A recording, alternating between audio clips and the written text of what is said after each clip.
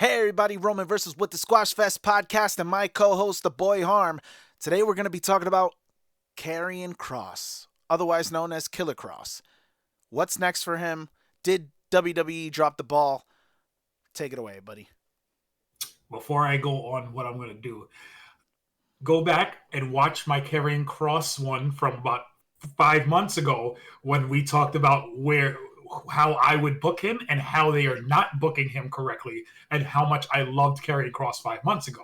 I think that was pre-WrestleMania because I was watching it and we were talking about his feud with AJ Styles. So I think it was pre-WrestleMania before he was getting this push from the fans. So that's going to set the precedent for what I'm about to do. WWE,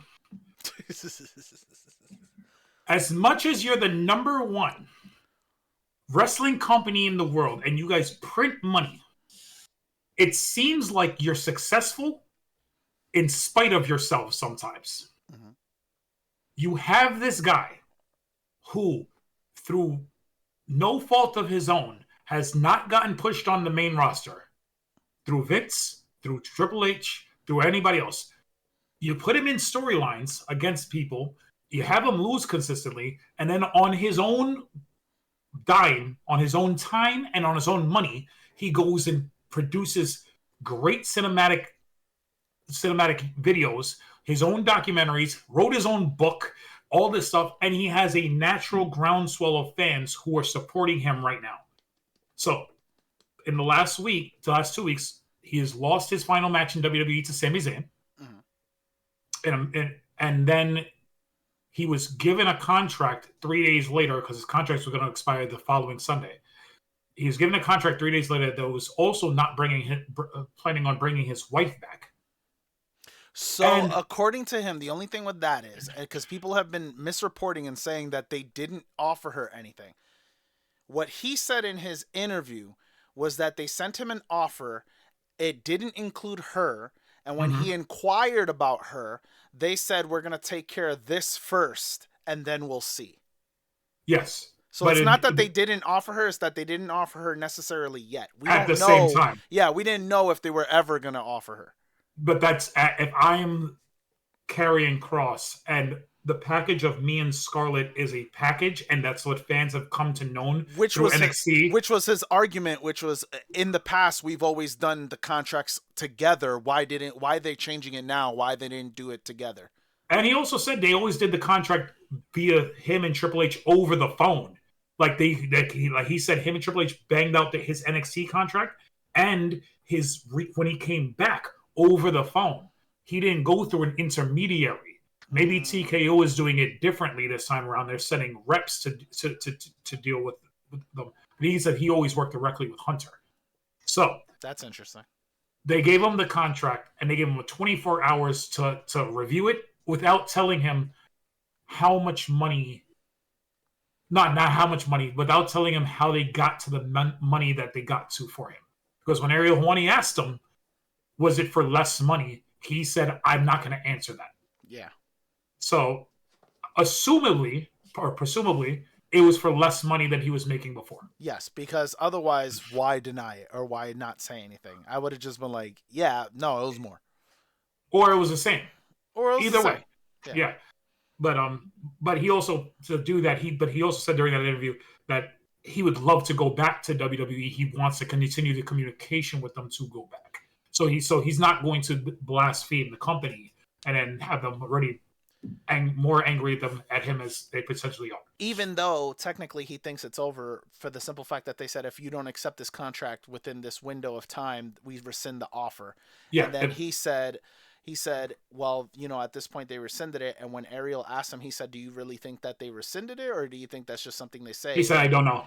He said, no, he said, well, you have to go by face value. You have to go by what they say. They've always been honest with me. So at this point in time, I think they did take it back. But he said he wants to keep the lines of communication open so that he can potentially come back at some point.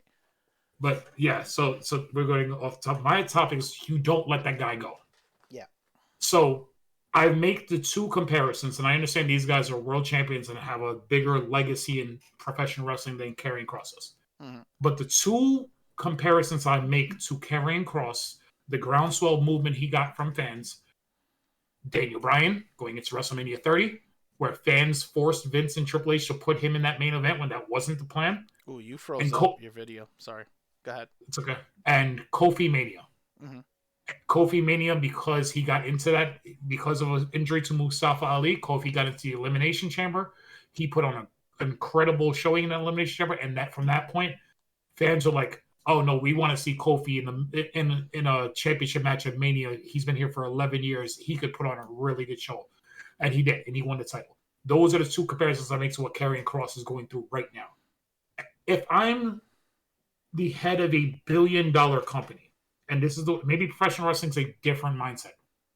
If I'm the head of a billion-dollar company and I have a guy who can consistently get his own fans, bring his own fans to the table, get people to show up at a non-WWE sponsored signing for his book, and I'm talking about hundreds or thousands of people, that's the guy I keep. That's the guy I try under all circumstances to keep, because even if he's not the guy you want to push, having that guy on your television always keeps those fans engaged. And by letting those types of people go, you lose that, I don't want to say hardcore fan, but it's that guy. They'll follow him wherever he goes for the rest of his career. Yeah. And I'm one of those guys. I love Killer Kross ever since I saw him on Impact. He's a great wrestler. His WWE style of wrestling does not give credence to how good of a wrestler he is, but it's about character work and it's about connection. And he is one of those guys who connects with people in a way that other people don't on that roster. No, I agree. It's like, why would I keep somebody who I have to put in all this work to build up versus a guy that does it organically and does it on his own? He has his own documentary. He has his own book. He goes out there, meets and greets the fans. Him and Scarlett do wonderful things in the community. Like, why wouldn't I keep those guys who are building a following on their own where I don't have to do anything? Because they weren't doing anything for him. With them. If you watch his documentary, the second one that just came out last week, there's a scene where after a show, and he's a heel, but he's a scene where after the show, there's probably 200 people out there waiting for him. And he just goes and he just shakes hands and takes pictures with all these people. This is not a paid meet and greet. This is just him after a show with fans, because he understands that those fans are there to see the wrestlers the same way he was there years ago to see all of his favorite wrestlers. But he says because he's a heel, and the footage of him got out there of him doing that he thinks the company punished him for that. Like, why would you punish somebody for taking care of your fans, even if he's a heel? Wrestling fans today understand that this is not, like, it's kayfabe's dead. Yeah. Like it's not the day of Hogan and Andre can't sit in the thing and have a beer together. That's not a thing. They're performers. We want to see the best performers on our TV, and we want to talk to the performers because that's who a lot of these fans look up to. And if he's willing to ingratiate the fans that way, and he's willing to be I don't want to say model citizen, but a good role model for an ambassador for your company. Thank you. An ambassador for your company. Why would you punish him? Like, that don't make no sense. Yeah. So he's officially a free agent. He has not signed with a large company, even though he says some big companies have reached out to him. He did announce that he's going to be at New York Comic Con this year in October, and a couple other small things. I did see a report that his asking price is crazy high, so which means a lot of people will not be able to book him. And also, if his other people saying, "Oh, his asking price is super high," and they're taking it as, "Oh, this is still a work because he's going back to WWE." It's just to try to get those companies to not to be able to sign him. It's so dumb. Like, this guy is going to show up on somebody's television and going to be a main event star on that TV. Maybe not AEW. because whatever. Well, that's the thing. Where can he really go, right? Because the whole thing, number one, they're saying TNA, he can't go to TNA because everybody's going to assume it's a work, right? Because of the working relationship that they have together. Yep. Now, because of that, on top Can't of go to that, AAA. no, I'm just saying, on top of that, that's also why he says AEW hasn't reached out because they think it's a work. Mm. You can't go to AAA because now that's a. So who's Oh no, left WWE. other than who you got left? It's New Japan. Made New Japan, even though they have a working relationship with AEW. I mean, it's an indie, but they can pay a decent amount of money for spot shows. It could be MLW. MLW could sign him. MJF just showed up on their TV last week, a couple weeks ago. It's where Jacob Fatu is from. Uh, they can pay him well enough so he could show up for shows there. He doesn't need to sign with a big company. Like, he can go and do an indie style run and then sign with somebody later. Yeah. But it's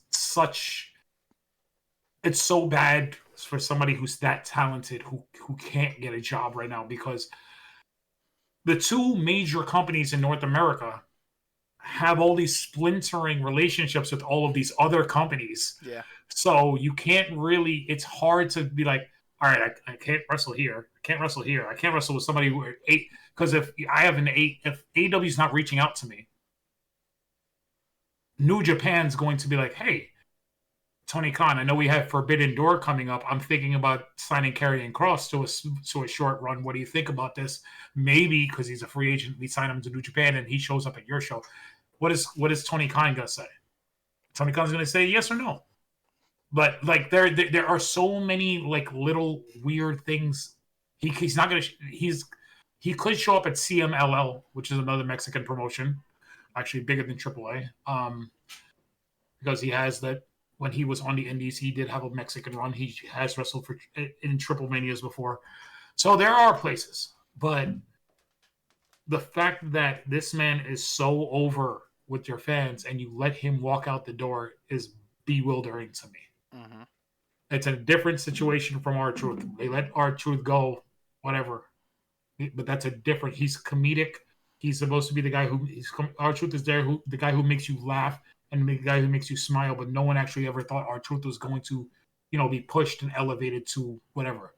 There are fans in the world who think Karrion Kross should be pushed into a main event scene in WWE. Yes. There are. Yeah. I love him. I don't think he's a main event player in WWE. I think he's a guy you could have kept him just to elevate other talent, but in a way that doesn't bury him and utilizes his strengths. When he was doing that program with The Miz, how basically he was like puppeteering him into what he eventually, how he became, back to heel and so on and so forth. That was intriguing. You weren't necessarily pushing him, but he was a puppeteer and he was very interesting. So why couldn't you continue to do that, but with different superstars? He was kind of doing that right now with Sami Zayn. And again, that was intriguing. And then that's when you chose to let him go. That's what doesn't make sense to me. There's plenty you can do with him and not necessarily push him, but guess what? The fans would still be happy. They would still be following him around. He's somebody that can help elevate other talent, but he's still believable. He's still a menace. I think there would always be a subset of fans of his that would want more out of him, and that's fine. You could keep teasing that and never give it. Listen, but you know what you can't do? You can't tease and you can't do none of that if you let the guy go. Yes. Man had 700,000 hits on his documentary in 3 days on YouTube without WWE promotion. He sold over 20,000 books in the first week, became a New York Times bestseller on a book that he said was finished 3 years ago and had to go through WWE legal before they would let him release it. Like, this dude is creative. He has a mind that's not common in the wrestling business. And when you listen to him talk, you can tell he really loves wrestling, and you could tell he really loves the storytelling aspect of wrestling. Mm-hmm. That's what you want in your company. You want people that can bring ideas to the table. You should not let those people walk because their idea and their vision of their character may be different than some writer, the 37th writer on your team's vision of the character. Yeah. Because who's going to be the person who goes out there and has to perform that? It has to be the wrestler. It's not going to be David Dinkins who's writing for the third week on Raw because you just hired him off of the Good Girl or whatever show you just hired him off of. It's just like it's no. You have to listen to your talent when they say, "Hey, this is who I think my character is. This is where I think we should go, and let's have a collaborative effort to do so." Mm-hmm. WWE does not do that sometimes. If it's not their idea, sorry, go kick rocks. Number one, and as much as I don't like his character, but number one example is Jon Moxley, Dean Ambrose. He left WWE at the height of his fame after winning multiple world championships because they tried to make him into a character he did not want to portray. Mm-hmm. He goes to AEW, he gets to portray his character. He's a 5-time champion, making $3 million a year. Tony Khan always puts him in the main event. And as much as I say sometimes that company doesn't know how to write logical storytelling from week to week, they get money. They're selling shows again. And it's with that guy at the head of their company. So sometimes maybe you should listen to your talent. But that's what I got. Release Killer Kross. I almost said Killer Croc, and that was not what I wanted to say. What is wrong with you? But yeah, so that's going to be it for us, guys. What do you guys think? Do you think WWE dropped the ball letting go of Karrion/Killer Kross? The answer better be yes. And if so, or if not, let us know in the comments below. As always, you can catch us on Spotify, TikTok, iHeartRadio, and YouTube. Later, guys. Peace.